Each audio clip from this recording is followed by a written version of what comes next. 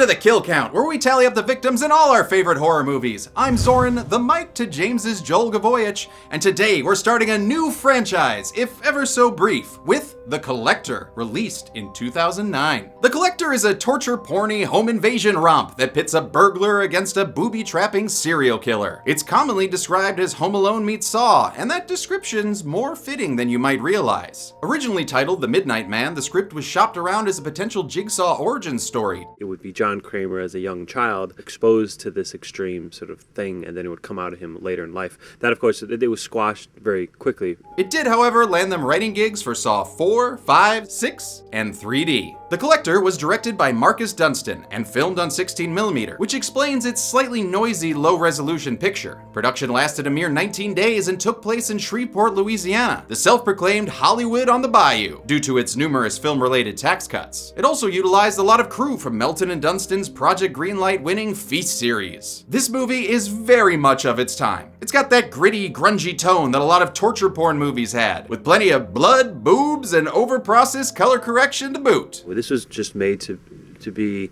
a great American horror movie. And honestly, I find it charming. And if you can ignore the underlying illogic and muddled motivations of its titular character, you'll also have a good time. Oh, and it also helps that it has a likable main character and plenty of truly memorable death scenes. How many mutilations will this murderous McAllister collect for the count? Let's find out and get to the kills. The movie begins under a very blue moon, but Larry Wharton isn't standing alone as his iPod silhouette of a wife, Jenna, gets frisky and wants some love of her own. Their sauced-up smushing is interrupted by a mystery box. Oh God, what's in the box? What's in the box? Oh, I guess it's just a title card. And it also looks like someone saw the opening to 7 and then, did a line of cocaine in the editing room. Calm down. Another family, the Chases, are currently moving into their new home. Hope they hired a Leatherface exterminator, since this is the same Louisiana mansion used in Texas Chainsaw Massacre 3D starring Alexandra Don't Trust Her Demon Eyes, Rio. The Chase family is headed by wealthy jewel broker Michael. Ooh, nice card. What is that, bone? And here's his Botox bumpin' wife Victoria. Their kids are young Hannah and rebellious teenage daughter Jill, whose relationship with her mother can be summed up in one perfect line delivery. Her mom also has a surly view of Curly Sue, who looks like she wants to curly screw this contractor Arkin O'Brien, played by Josh Stewart. Stewart's probably best known for his roles in shows like Criminal Minds and The Punisher, while horror fans might recognize him from Insidious 4: The Last Key. Arkin's a good worker, as well as a cool customer, staying calm and collected when he finds out there's more than one kind of wasp living here. Hey. There's a wasp nest over there. Thumbs up, mysterious exterminator! After a little fish porn for the cats in the audience. Oh yeah, you like that, Lucy? We join Hannah Chase at a tea party where Arkin prevents her superhero origin. He's got a soft spot for Hannah, since he's got a daughter her age at home. Or at the bowling alley? I wonder if she's outgrown bumpers on her bed. Arkin tries to be a good dad to Cindy, even if he gives gifts in the creepiest way possible. I've got someone who wants to meet you. Who? He says you have to close your eyes. Go tell another adult, Cindy! Unfortunately, a Baskin bear isn't gonna help his wife Lisa, who's in deep water with some loan sharks. Maybe Cindy can help.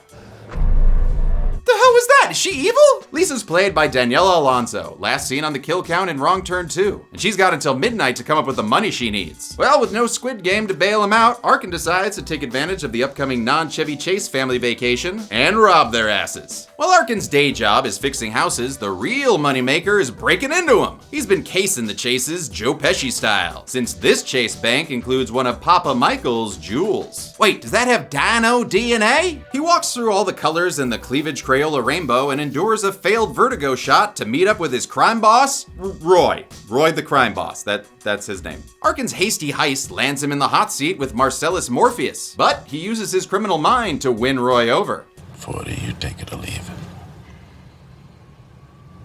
I guess I'll see you later tonight then. Just don't shoot his daughter Janice and you'll be okay. Arkin drives to the Chase house set to a score that sounds a lot like someone using a bike pump. At least I hope that's a bike bump. I swear, this kind of thing isn't my bag, baby. On his way to the very White House, Arkin nearly becomes chow for a chain-chomping canine in the backyard. Ah, that's new. Oh well, he breaks in and takes a very casual burglar stroll. Oh, it's a nice place you got here. Sconces? Oh, is that crown molding? Nice. After some more fish porn shots. Oh, you like that, Phantom? Huh? What'd you say? He gets down to business, but defeats no Huns. Instead, safe-cracking his way through the looking glass until he hears someone coming home early. All set to the opening notes of Korn's Dead Bodies Everywhere. That song choice helps clue us in that this isn't the Chase family making a parasite pit stop. Ooh, looks like someone double-booked this Airbnb. How awkward. Finding a handy person you can trust is a real headache. Who has time to perform due diligent interviews and cross-check endless references? That's why you should call Roy. Roy has been pairing affluent families with contractors for years. His crack team of one guy named Arkin can fix anything. Windows, doors, or your daughter's abandonment issues. Thank you for coming, Mr. Arkin. So come on down to the alley behind Jigglesaw's Strip Club and see Roy today. Roy's. We definitely won't rob you.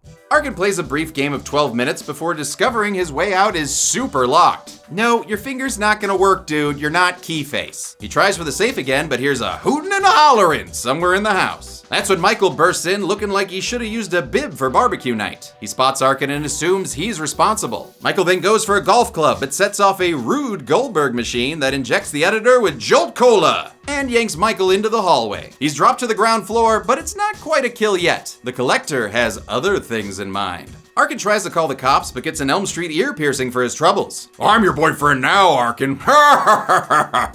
Bitch. He discovers the windows have been boarded up, and not with your grandpappy's planks. These are highly engineered Flanagan finger peelers. But Arkin manages to keep his cool and his hand. But no Luke. Skywalker? No!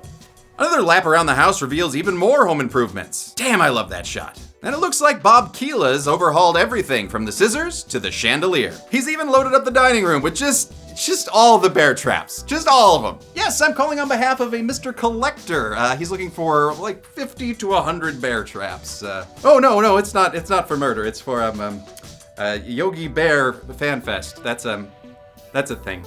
Oh, is that officer wants to talk to me. This whole sequence is a great display of Arkin's awareness and stealth, as well as setting up some Acme agony for later. But I still need to take a moment to ask politely, what the fuck? How did one man set all this up in a single day? I did not see a U-Haul truck out front filled with everything Sears has to offer. Then they rigged up a golf club so it would lift the guy in the air and then throw him onto the ground. What? How? Why? Why does any of this make sense at all? I don't understand. What? Oh. I needed that.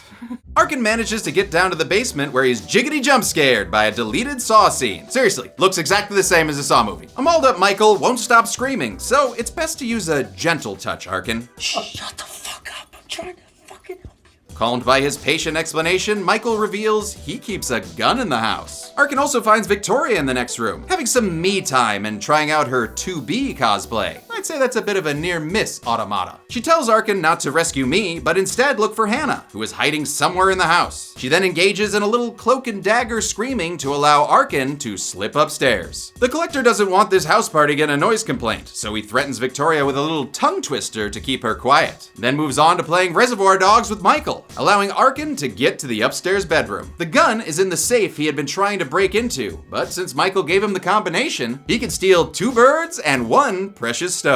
However, the gun is less than worthless, since the Collector's already collected the bullets. His attention is drawn to a thumping in the closet where he finds the puppet trunk from the opening. Fats, is that you? Nope, it's, that guy. I'm sorry, who are you? Larry Warren. Oh, Larry! From the opening! Larry explains that his tormentor is a collector of people. He chooses one person to keep alive while killing the rest of the household. And apparently he's brought Larry along with him as bait. So I guess they're bait to collect another person, so will the new collected person then be the bait, or what? You know, none of this makes sense. In any case, Larry's survival confirms that his wife Jenna's randy ass was killed off screen. And yes, James said it counts. Larry can't stay cool as a cucumber, so Arkin stuffs him back in the boo box to quiet him down. Not the boo box! Oh, say hi to Pirate Glenn Close for me! In another bedroom, Arkin narrowly avoids going from Wet Bandit to Sticky Bandit. The Chase family cat's not so lucky. Oh man, you got your cat in my peanut butter. Oh no, I don't want that peanut butter. The extra sticky Acme acid glue destroys Arkin's chucks, but he's able to free the feline. Yay! But then it's bisected by a booby-trapped window. Ooh! The collector comes upstairs, but chalks the fuss up to the cat, and Arkin avoids detection with his pillow impression. Mama Pillow, put your face on me. Arkin sneaks back down to the basement where he finds Michael's become a more slender man, having been gutted by the collector. Ooh, Officer Sutton's gonna be pissed. Arkin keeps his discovery from Victoria as he lockpicks her free, but a pesky puddle on their way out alerts her to the truth. Arkin's unable to keep her quiet, and her panicked escape is cut short by a Toby Hooper brand flashbulb. What? Why? How? Victoria takes some brutal gut stabs before tumbling down the basement stairs. Arkin sneaks away as she's dragged into the backroom bathroom, where the collector starts sewing her goddamn mouth shut and recording it for posterity? Ugh. It is some particularly mean-spirited brutality, which gives Arkin a crisis of conscience. Listen to me. I told you to stick with me. Oh, I'm sure she'd give you 13 reasons if her mouth wasn't sewn shut. He tries to deboard a window again when he hears a car pull up out front. It's Jill, who's returned home with her douchebag boyfriend, Chad. Easy, you'll wake the neighbors. Their horny honking gets the attention of the collector. But seriously, what is honking the horn? I mean, is it your erection? Is that why they call you Hanging Chad? 'Cause congrats, but you still suck. The collector unlocks the back door, allowing the lovebirds to enter and Mr. Magoo their way around several traps. They make it to the kitchen unscathed and undressed, so the collector settles in to enjoy Jill's Twin Peaks. How do you organically work people having a relationship into the middle of an intense situation? Well, in this one, I think we've figured a way to not make it seem like a necessity, but orchestrate something that pushes beyond. Dude, just say you wanted boobs in your movie. It's okay. Safe space.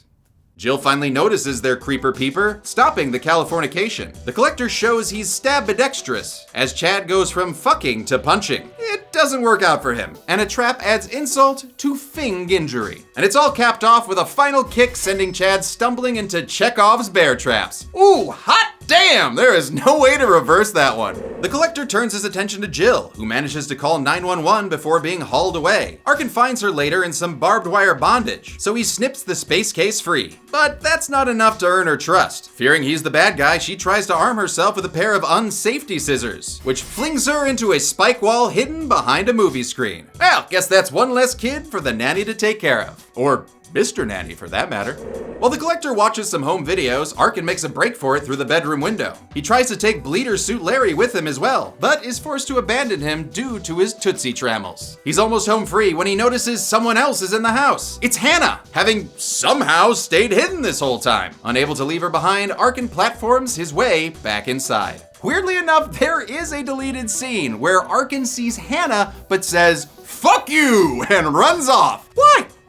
Why did you film that? The movie would have just ended after an hour, which makes it a great episode of Criminal Minds, starring Josh Stewart. The collector, with his Riddick, Euless Eyeshine, corners Hannah until Arkin swoops in to save her. The collector's actor, Juan Fernandez, had to wear 2 pairs of contacts to give this shiny eye effect. One was all black, and the other was a mirror that would reflect light back, but the double contacts meant that he was effectively blind for most of his performance. The gal and Arkin hole up in her bedroom, where he has one question for her. Where the hell were you? Good fucking question that the writers refuse to answer. Instead, the characters just breeze past it, setting a trap for their homicidal house guest. With a fish tank and a TV playing a fucked up episode of The Wiggles, they turn the fish porn into a fish snuff film, electrifying the floor as he breaks in. Unfortunately, it's, that other guy? Larry Warren. Right, Larry! The collector having anticipated a nasty surprise. He chases them into the bathroom where Arkin catches a couple fish hooks to the face. No, I'd like to return this scene, please. Oh, store credit. Fuck that. He sends Not Newt down a chute into the basement, but is unable to follow before the Collector breaks in. After a short tussle, Arkin makes like Casey Becker and rips off his mask. Also like Casey, he seems to recognize his attacker, but he gets knocked out before the audience can see. A completely pointless lightning strike wastes 1.21 gigabucks of the budget before giving us a nice reminder of who was killed. It also allows us to add Victoria to the count, since she's bled out after the Collector left her in stitches. Will someone inform Goodwin Stanhope of his wife's passing? That is, unless he's too busy having sex with Juliet. Arkin wakes up mid-Cenobite transformation, hooked on and peeling. Yikes! It's a harrowing situation, but Arkin gains purpose when he spots Hannah in his old hiding spot. Stay away. In order to hold the Collector's attention, Arkin busts out some colorful language that I will happily censor. Is that all you got? You Crunching baguette? Hey, pardon your French bread. Gonna have to clean your mouth out with this, very heavy chisel? Dude, did you skip arm day or something? What's going on? After a dental appointment that would make Dr. Finestone cringe, new horrors arrive with a jar full of cockroaches. In a disgusting take on medieval rat torture, the Collector heats the jar up, encouraging the Joe's apartment tenants to find new residents in Arkin's body. Their basement bonding session is cut short by the arrival of a sheriff's deputy responding to Jill's 911 call. After spotting the carnage through a downstairs window, the deputy circles the house without calling for backup first. I'm sorry, I don't want to do your job for you, but if you see a bear trap room, call for backup! Officer One Man Army spots the Collector in the backyard and now calls for backup before being disarmed and dethroated by a bad good boy who is coming from an angle that doesn't make sense. Well, whatever, it doesn't matter because the Collector finishes him off with a Harry Tasker special. Downstairs, Arkin frees himself from Leatherface's tackle box and discovers Victoria's body sitting in some gasoline. He then delivers a studio note via ADR. Oh God, he's gonna blow the house up. Oh, good, yeah, okay, glad we made that clear. He's gonna blow up the house. Yes, we know! Using his burglar body workouts, Arkin shimmies his way back up the laundry chute. He pulls Hannah to safety just as the Collector returns with the cop's shotgun and his own killer dog. After Muppet missing Hannah, the dog somehow knows the layout of the house, making its way upstairs to the bathroom. What? Arkin quickly lights a DIY dumpster fire and uses it to muzzle the malicious mutt. Boo! Arkin then throws the burnin' shepherd at the Collector, who blows his pooch apart with a shotgun blast. Boo! Arkin manages to disarm the Collector, and after a bottle of Boone's Harm, the two get into an all-out home invader fight. The tussle ends with a tumble into the basement, but the Collector blasts his way back upstairs and corners the duo in the foyer. Unfortunately for him, he just got played like a velociraptor, cause that right there is a mirror. His 7 years of bad luck kick in quick when Arkin drops his own stabby chandelier directly on top of him. Ooh boy, didn't see that chandelier coming, did ya? As the Collector screams like an 80s metal singer, Arkin carries Hannah out into the main road. He sees a squadron of police cars racing towards the house and gets the bright idea to throw himself right in front of one of them. The badly battered burglar can only watch as the Collector seemingly catches up to Hannah, but it turns out it was just a fuzzy fake out. The police have Hannah and Arkin is carted away, right as the final booby trap makes the chase home go boom. Another pointless and expensive CGI transition brings us inside the ambulance. Arkin is questioned by Greg Allen Williams, last seen on the kill count playing another sheriff in Brightburn. Arkin explains that he recognized the Collector as the exterminator from the beginning of the movie. Why? What? How? Okay, dude had his face covered. No way you could tell that that was Miguel from Crocodile Dundee 2. Also, movie, would have been great to have a flashback right here to fill in the audience. Or is your editor too fucking coked out and full of Jolt Cola to do anything? Oh, he's dead. The police leave to make an arrest, and it seems like everything's tied up in a neat little package. It's even before midnight, meaning Arkin still has time to deliver his MacGuffin to McPuffin. Whoops, spoke too soon! The ambulance is knocked off the road, sending it rolling away into a gravity-defying shot. It's a good thing that the paramedic is portrayed and named after stunt coordinator Hiro Koda, whose other work includes coordinating Stranger Things, Ozark, and frickin' Cobra Kai. Well done! The head-spinning crash, of course, comes courtesy of the Collector, who's tracked Arkin down like a ghost chasing. He quickly puts the non-Academy Award-winning Koda down with a throwing knife to the forehead, before ripping Arkin out of his restraints. He drags him outside and brutally bundles him in his big red box. And the movie ends with him peeling off the sticker on his van to reveal another title card. How many homebodies hit the floor in this home invasion horror? Let's find out and get to the numbers. Oh God. Probably should not open that, but hell, you only live once! James? Hey, Zoran, I'm just trying to 100% Breath of the Wild before the new game comes out. Wait, even all 900 Korok seeds? There are 900 of those? Yeah. Hey, after the collection, you want to do the Critters series? Oh yeah! Bye! Gonna film a Critters kill count. Hey! 8 people died in The Collector. A solid start for a homicidal hobbyist. The victims included 5 men and 3 women, giving us a pie chart as oversaturated as this movie's color correction. With a runtime of 88 minutes, that gave us a kill on average every 11 minutes. I'll give the golden chainsaw for coolest kill to Not So Rad Chad. Jill's was plenty eye-popping as well. But when else have you gotten to see someone chewed up by a load of bear traps? Ranger Smith, take notes. Dull Machete for lamest kill goes to Jenna's completely off-screen demise. I mean, maybe she got away, but hey, James said it's cool to count it, so yay! And that's it. The Collector was released in 2009 and made more than 3 times its $3 million budget. That kind of profit led to a bigger budget sequel, The Collection, which I will cover next week. Until then, I'm a man who cries every time Andrew Garfield catches MJ in No Way Home, and this has been The Kill Count. Hey, thanks for watching The Collector. That's a movie that it seems like I might not have liked it, but I really did. I honestly think it's a very fun movie. I enjoy your movie very much, Mr. Collector. Thank you very much. Please don't hurt me. Thank you so much. If you guys are Patreon subscribers, we're doing a Dead Meat Team takeover of the Patreon for the next month or so. So you'll get to hear me do commentary tracks. We'll do some video game live streams. The Collector might, trap me into a room and just stab me over and over again. Give up on any of his mousetrap things. Yeah, I know what stabbing is like. See, yeah, there you go. That's stabbing. Well, just, be good people. Be good people.